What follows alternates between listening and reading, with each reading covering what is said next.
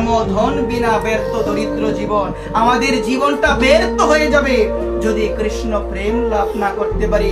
আমাদের জীবনটা দরিদ্র হয়ে যাবে যদি কৃষ্ণ ধন লাভ না করতে পারে। আমরা বলি যার টাকা আছে সে হলো ধনী, যার ব্যাংকে টাকা জমা হয় সে হলো ধনী, কিন্তু শাস্ত্র বলছে সে ধনী নয়।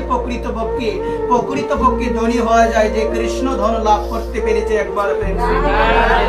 শ্রীবাস ঠাকুর বলেছিল আমার মহাপ্রভুকে, মহাপ্রভু যখন জানতে পেরেছিল শ্রীবাস ভিক্ষা বন্ধ করে দিয়েছে, আমার মহাপ্রভু আসলো শ্রীবাসের কাছে, বলো শ্রীবাস তুমি ভিক্ষা কেন বন্ধ করে দিয়েছো? তখন শ্রীবাস আমার মহাপ্রভুকে বলেছিল সর্বধনের ধনী যার ঘরে থাকে তার কি কোনো কিছুর অভাব হয়? কতটুকু বিশ্বাস থাকলে কথাটা বলে যায়।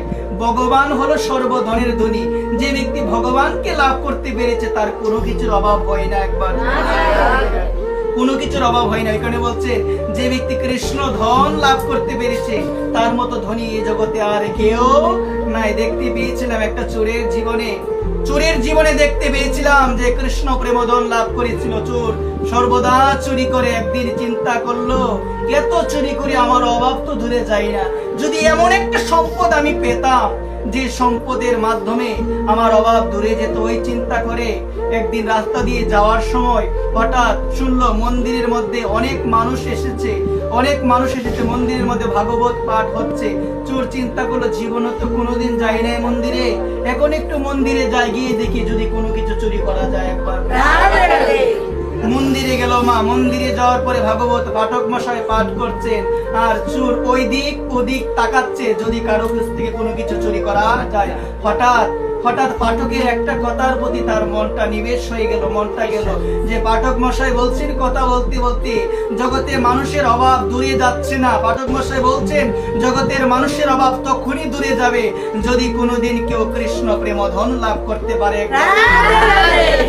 এই কথাটা শোনার পরে চোর অবাক হয়ে গেল। আমিও তো ওই জিনিসটাই অনুসন্ধান করছি যে এমন একটা জিনিস যদি আমি পাই যে জিনিসের মাধ্যমে আমার অভাব দূর হয়ে যাবে, আমাকে আর চুরি করতে হবে না। এই কথাটা শোনার পরে মনের মধ্যে একটা আনন্দ এসেছে, মনের মধ্যে একটা প্রফুল্লিত ভাব এসেছে যে আমাকে ওই কৃষ্ণ প্রেম ধনী চুরি করতে হবে, যে ধন চুরি করলে আমার সমস্ত অভাব দূরে চলে যাবে। বলো সে চিন্তা করলো পাঠক মশাই বেশাসন থেকে যখন নামবে আমি তখন তাকে গিয়ে জিজ্ঞাসা করব ওই প্রেমটা, ওই কৃষ্ণকে আমি কোথায় গেলে পাবো। পাঠ শেষ করেছেন, সবাই চলে গিয়েছেন, ওই ব্যক্তিটা যায় নাই। যখন পাঠক মশাই তার নিজ বাড়িতে যাবে পিছনে তাকিয়ে দেখলো একজন ব্যক্তি তার সামনে দিয়ে যাচ্ছে, বুঝতে পারলো ও মনে হয় চোর। বলছেন দাঁড়িয়ে গেছে, বলছে আমার কাছে তো কোনো কিছু নাই, তুমি কি নিবে? বলছে আপনাকে ভয় পেতে হবে না, কোনো কিছু দিতেও হবে না, শুধুমাত্র আমার একটা প্রশ্নের উত্তর দিন একবার প্রেম।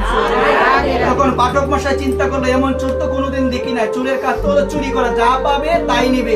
সে বলছে একটা প্রশ্নের উত্তর দিলে হবে। বলছে তাহলে তুমি তোমার প্রশ্নটা আমাকে করো। বলছেন দেখুন আমি গিয়েছিলাম পাঠ শুনতে যাওয়ার পরে আমার একটা কথা, আপনার একটা কথা আমি মনোযোগ দিয়ে শুনেছিলাম। আপনি পাঠের মধ্যে বলেছিলেন কেউ যদি কৃষ্ণকে লাভ করতে পারে তার সমস্ত অভাব দূরে চলে যায়। একবার আমি আপনার সেই কথাটা মনোযোগ দিয়ে শুনেছিলাম। দেখুন আমি চুরি করি, আমার অভাব দূরে যায় না, আমি নিত্যদিন চুরি করি, প্রতিদিন চুরি করে অভাব দূরে যায় না।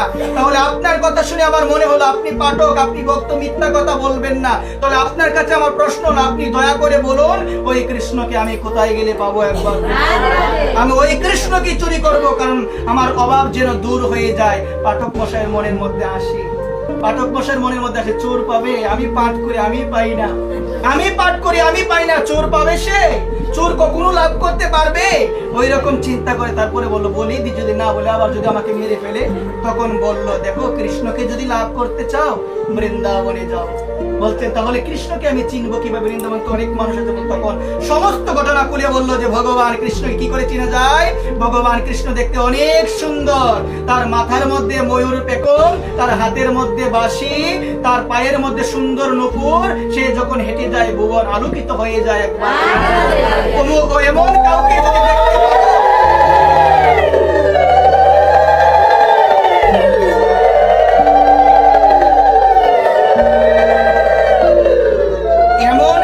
যদি দেখতে পাও বৃন্দাবনে গিয়ে বুঝবে সে হলো কৃষ্ণ।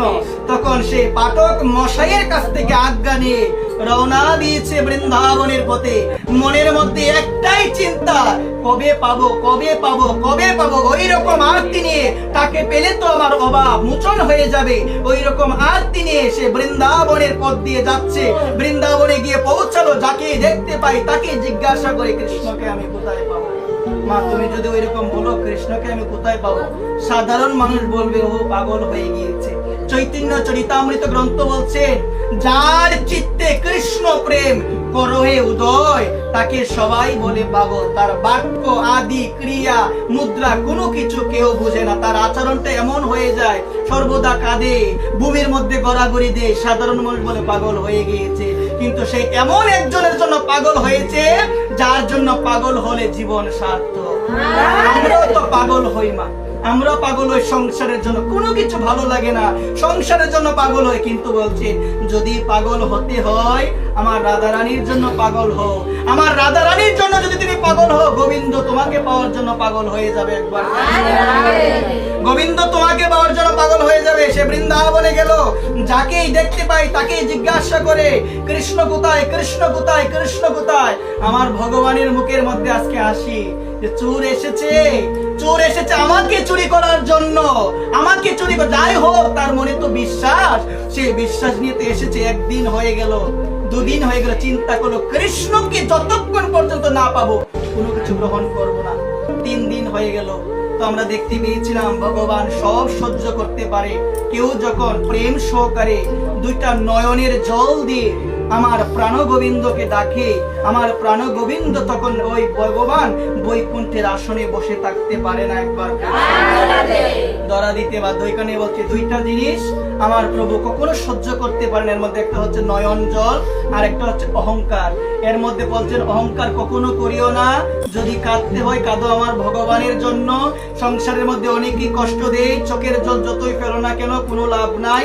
যদি কাঁদতে হয় গোবিন্দের নাম করো আর কাঁদো, দেখবে সে জলের মূল্য কেউ দিবে বা না দিবে, একজন দিবে, তিনি কে?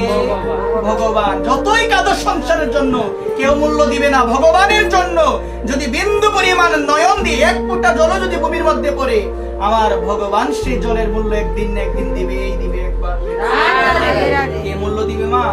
আমার ভগবান। আজকে ভগবান দেখলো, সে প্রতিজ্ঞা করেছে যতদিন পর্যন্ত আমাকে না পাবে সে কোনো কিছু গ্রহণ করবে না। আজকে 3টা দিন হয়ে গেল, আমার ভক্ত কোনো কিছু গ্রহণ করে না। ভগবান তখন বৃন্দাবনের মধ্যে ভগবান প্রকটিত হয়ে গিয়েছে। একবার প্রেম প্রকটিত হয়ে আমার ভগবান যখনই সে চোরের সামনে দিয়ে যাবে, চোরের দৃষ্টিটা বলল হঠাৎ ভগবানের দিকে। পাঠক যেই সমস্ত বর্ণনা দিয়েছিল, পাঠক যেই সমস্ত বর্ণনা দিয়েছিল সমস্ত বর্ণনা মিলে গিয়েছে। যখনই নয়ন তাকিয়ে ভগবানের দিকে তাকালো, তার চুরির বাসনা দূরে চলে গিয়েছে। মা, যতই চোর হোক না কেন, আমার ভগবানকে যদি কেউ দেখে চুরির বাসনা থাকবে গো মা। কৃষ্ণের এত সুন্দর রূপ, এই রূপের দিকে কেউ যদি প্রেম পূর্ণ নয়নে তাকায়, তার হৃদয়ের সমস্ত বাসনা মৃত্যু হয়ে যাবে। একবার হৃদয়ে যত বাসনা কামনা থাকবে, ক্রোধ থাকবে, হিংসা থাকবে, সমস্ত হিংসা সমস্ত বাসনা মৃত্যু হয়ে যাবে। আমার ভগবানকে কেউ যদি প্রেম নয়নে, অশ্রু নয়নে, প্রাণ ভরে দেখার চেষ্টা করে, একবার ভগবান আজকে এগিয়ে আসছে। বলছে তুমি কেন এসেছো বৃন্দাবনে? বলছেন আমি তো বৃন্দাবনে এসেছি তোমাকে একটাবার প্রাণ ভরে দেখার জন্য। ভগবান তো সবকিছু জানে, ভগবানের মুখে আসি। ভগবান বলছে আমি তো অন্তর্যামী, আমি তো জানি তুমি কেন এসেছো। তুমি আমাকে দেখার পরে বলছো তুমি আমাকে দেখার জন্য এসেছো। তুমি যে জন্য এসেছো, বলছে তুমি যে জন্য এসেছো সেই কাজ করো। বলছেন দেখুন আমি আপনাকে দেখার জন্য এসেছি, আপনার এত সুন্দর রূপ, ওই রূপ তো কোনোদিন আমার আর দেখা হলো সে নিতে চাই না। কিন্তু ভগবান আজকে সবকিছু, তার গায়ের সমস্ত অলংকার আমার ভগবান খুলে দিয়ে দিচ্ছে। খুলতে খুলতে আমার ভগবান এক পর্যায়ে চিন্তা করলো, সে এতদূর আমার কাছে আসলো, সবকিছু আমি খুলে দিলাম, কিন্তু পায়ের যে নুপুরটা ওইটা আমি নিজের হাতে খুলবো না, ওইটা তুমি খুলে নাও একবার। কেন আমি চরণ চারা করবো? আমি তো আমার ভক্তকে চরণ চারা করি না। ভক্ত তো এটাই বলে, প্রভু গো, যে কুলে তুমি আমাকে জন্ম দিয়ে পাঠাও না কেন, আমি যেন কখনো তোমার নাম থেকে বঞ্চিত না হই।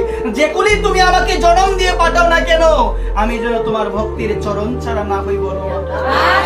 বলো এটা হলো ভক্তির প্রার্থনা। বলে সর্বদা প্রভু গো, যেন সর্বদা ভক্ত সঙ্গে থাকতে পারি। মা, এর মতো আনন্দ আর কিছু নাই। যতই মনে কষ্ট থাকুক, যখন এই জায়গায় বসবো, একটু বসে যখন আমার গোবিন্দের কথা শুনবো মা, দেখবে মনের মধ্যে গোবিন্দ একটা আনন্দ এনে দিবে। কারণ বলছেন না, কৃষ্ণ কথায় আনন্দ রয়েছে। কেন বলছেন, অয়ং তিষ্ঠামি বৈকুণ্ঠে যোগিনামৃত এনেচম মদ্ভক্ত যত্র গায়ন্তি তত্র তিষ্ঠামি। হে নারদ, নারদ, আমি বৈকুণ্ঠে থাকি না, আমি যোগীদের হৃদয়ে থাকি না, যেখানে মদ ভক্ত আমার ভক্তগণ, যেখানে আমার নাম গুণ কীর্তন করে। হে নারদ, সেই জায়গার মধ্যে আমি করুণাময়ী রাধারানীকে নিয়ে বিরাজ।